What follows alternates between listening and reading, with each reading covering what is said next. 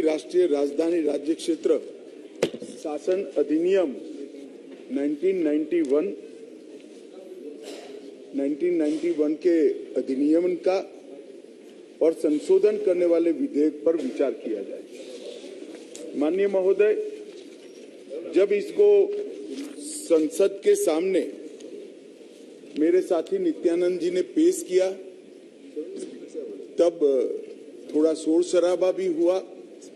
कुछ मान्यवर सदस्यों ने मुद्दे उठाए थे कि ये विधेयक जो लेकर आए वो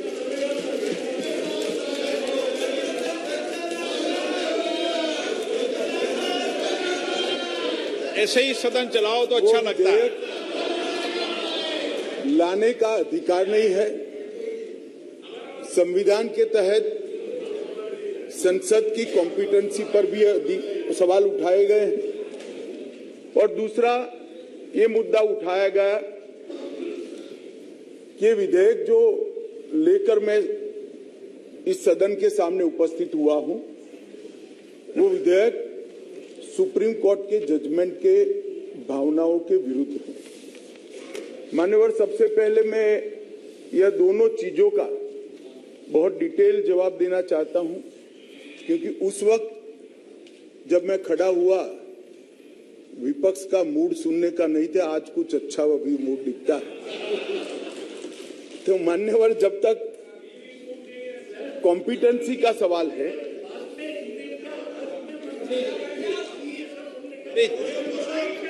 प्लीज माननीय मान्यवर, जहां तक कॉम्पिटेंसी का सवाल है, संघ राज्य क्षेत्र का प्रशासन संविधान के भाग 8 में उल्लेखित प्रावधानों के तहत आता है। अनुच्छेद 239 से 242 तक इसकी कार्यरीति को संविधान में वर्णित किया गया है और अनुच्छेद 239 के ए में विशेष प्रावधान किए गए हैं जिसके तहत दिल्ली विधानसभा सहित एक संघ शासित प्रदेश है। तो दिल्ली ना तो पूर्ण राज्य है, ना संघ शासित प्रदेश है, ना संघ शासित प्रदेश विथ असेंबली। क्योंकि ये राजधानी क्षेत्र है, इसको ध्यान में रखते हुए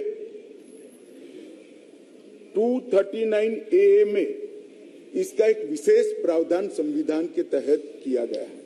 इसकी डिटेल बात मैं बाद में बताऊंगा।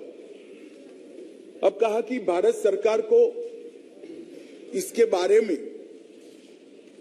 कानून बनाने का अधिकार नहीं है, ऐसा विषय कुछ सदस्यों के द्वारा रखा गया। मैं इस सदन का ध्यान अनुच्छेद 239A3B की तरफ दिलाना चाहता हूं। 239A3B बहुत स्पष्ट है। इसके तहत इस संसद को दिल्ली संघ राज्य क्षेत्र या इसके किसी भी भाग के बारे में उससे संबंधित किसी भी विषय पर कानून बनाने का पूर्ण अधिकार प्राप्त है। इसलिए कुछ सदस्यों ने जिस बात को इंट्रोडक्शन के वक्त यहां उठाने का प्रयास किया था, मेरा दायित्व बनता है, उस वक्त माहौल ठीक नहीं था, तो आज इसका मैं ढंग से जवाब दूं। मान्यवर, कुछ सदस्यों ने यह भी कहा हाथ में सुप्रीम कोर्ट के जजमेंट रखकर कि ये सर्वोच्च अदालत के आदेश के उल्लंघन कर इसको लाया गया है। मैं वो सभी सदस्यों को विनती करना चाहता हूं कि आपने सर्वोच्च अदालत के आदेश का अपने मनपसंद हिस्सा ही पढ़ा है। जब सर्वोच्च अदालत के आदेश को सदन में कोट करते हैं तो संपूर्ण आदेश का अध्ययन होना जरूरी है। उसका दूसरा हिस्सा भी पारदर्शिता के साथ सदन के सामने रखना चाहिए। खैर, जिन्होंने नहीं रखा, मैं रख देता हूं मान्यवर। मैं स्पष्टता करना चाहता हूं कि ये विधेयक जो है इसमें सर्वोच्च अदालत के निर्णय को जो उन्होंने रिफर किया है उसके पैरा 86, पैरा 95 और विशेष कर पैरा 164F की ओर मैं ध्यान आकर्षित करना चाहता हूं। उसमें स्पष्टता से कहा है कि संसद को 239AA के तहत दिल्ली संघ राज्य क्षेत्र के किसी भी विषय पर कानून बनाने का अधिकार है। ये अदालत ने अपने जजमेंट के अंदर बहुत स्पष्ट कर दिया। मान्यवर, अब मैं थोड़ा विधेयक पर बात करना चाहूंगा। दिल्ली शासन इसकी एक ऐतिहासिक पृष्ठभूमि है मान्यवर। दिल्ली की स्थापना 1911 में अंग्रेजों के शासन के द्वारा महरौली और दिल्ली दो तहसीलों को पंजाब प्रांत से अलग कर बनाई गई। 1919 और 1935 में ब्रिटिश सरकार ने चीफ कमिश्नर प्रोविंस का नोटिफिकेशन किया और दिल्ली को चीफ कमिश्नर प्रोविंस के तहत रखा गया। आजादी के बाद पट्टाभी सीतारामैया समिति ने दिल्ली को राज्य स्तर का दर्जा देने की सिफारिश की थी। हालांकि जब सिफारिश संविधान सभा के समक्ष आई, मेरा विपक्ष के सदस्यों को विनम्रता से अनुरोध है कि इस बात को जरा गौर से सुनेगा। पट्टाभी सीतारामैया समिति की सिफारिश जब सदन के सामने आई, तब पंडित जवाहरलाल नेहरू जी, श्रीमान सरदार पटेल, राजाजी, राजेंद्र प्रसाद और डॉक्टर अंबेडकर जैसे नेताओं ने इसका विरोध किया कि ये उचित नहीं होगा कि दिल्ली को पूर्ण राज्य का दर्जा दिया जाए। मैं फिर से एक बार रिपीट करता हूं, किसने विरोध किया था? पंडित नेहरू ने किया था, सरदार पटेल ने किया था, राजा जी ने किया, राजेंद्र प्रसाद जी ने किया और अंबेडकर जी ने भी इसका विरोध किया था। और उस वक्त पंडित नेहरू जी के एक चर्चा के हिस्से को मैं सदन के सामने रखना चाहता हूं। 2 साल पहले सदन ने एक समिति, सीतारामैया समिति की नियुक्ति की और अब जब रिपोर्ट आया है तब दुनिया बदल गई, भारत बदल गया है और दिल्ली काफी हद तक बदल गई है।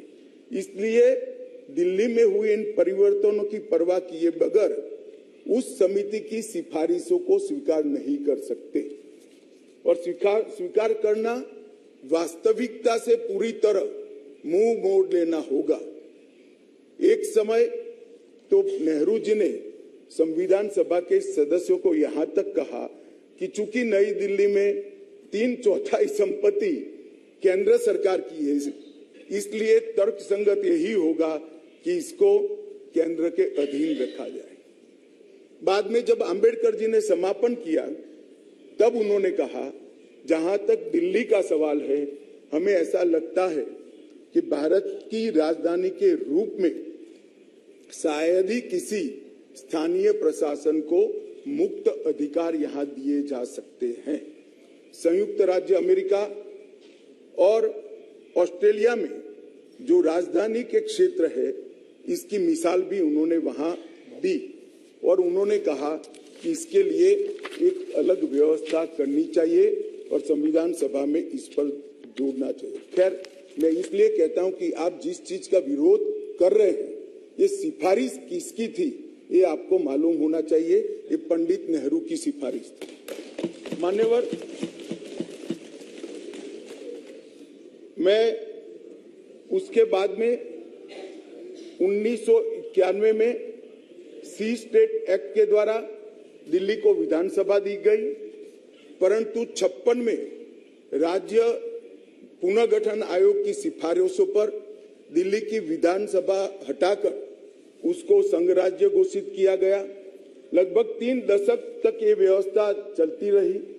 87 में सरकारिया कमेटी बनी, जो बाद में बालाकृष्णन कमेटी के रूप में जानी गई, और 91 में 69वां संविधान संशोधन किया गया, और इसके बाद दिल्ली राजधानी राज्य क्षेत्र शासन अधिनियम 1991, जिसमें मैं आज संशोधन लेकर आया हूं, इसको इस महान सदन ने पारित किया गया। और वही विधेयक के अंदर, संविधान संशोधन के अंदर 239A, जिसका मैंने जिक्र किया, उसमें इस संसद को राजधानी क्षेत्र के किसी भी हिस्से के लिए और किसी भी कार्य के लिए कानून बनाने के लिए संपूर्ण अधिकार संसद को देने का काम किया गया। मान्यवर, समस्या कहां से समाप्त शुरू हुई?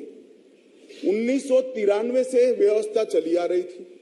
कभी भारतीय जनता पार्टी सत्ता में आई, कभी कांग्रेस पार्टी ने शासन किया, कभी ऊपर कांग्रेस का शासन था तब हमारी सरकार थी, तो कभी ऊपर कांग्रेस की सरकार थी तब नीचे हमारा शासन था, मगर कोई झगड़ा नहीं हुआ। सब कुछ ठीक चल रहा था, क्योंकि किसी की मंशा अधिकार हथियाने की नहीं थी, सेवा करने की। कांग्रेस पार्टी ने भी भाजपा के साथ झगड़ा नहीं किया, भाजपा ने भी कांग्रेस सरकार के साथ झगड़ा नहीं किया, और बहुत अच्छे से चल रहा था, कोई डिस्प्यूट नहीं, कोई झगड़ा नहीं। 1915 में स्थिति बदली और यहां 2015 में यहां स्थिति बदली और यहां एक ऐसे दल की सरकार आई जिसका मकसद, मुझे कोई झिझक नहीं है कहने में, जिसका मकसद सेवा करना है ही नहीं, झगड़ा करना। माननीय अध्यक्ष जी अनेक पार्टियों के मुख्यमंत्री रहे, अनेक पार्टियों की मिलीजुली सरकार रही, शुद्ध रूप से सरकार रही, मगर राष्ट्र सेवा करने में और जन सेवा करने में किसी भी पार्टी को कोई दिक्कत नहीं आई। मैं बाद में बात करूंगा क्या दिक्कत है, उसकी भी डिटेल बात करूंगा, प्रॉब्लम क्या है। प्रॉब्लम ट्रांसफर पोस्टिंग के अधिकार का नहीं है, विजिलेंस को कंट्रोल में लेकर बंगला जो बना दिया है, इसका सत्य छुपाना है। जो भ्रष्टाचार हो रहा है, इसका सत्य छुपाना है। मान्यवर,